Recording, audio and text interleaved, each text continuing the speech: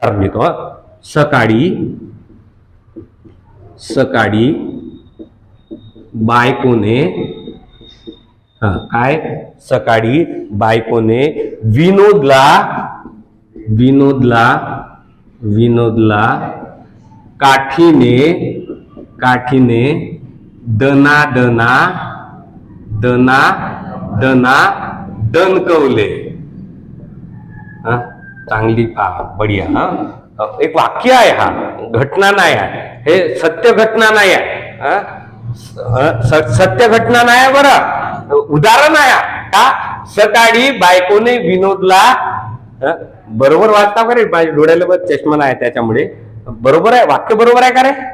सकाळी बायकोने विनोदला काठीने दणकावले. वाक्य बरोबरच वाटताय ना तुम्हाला, काय चुकीचं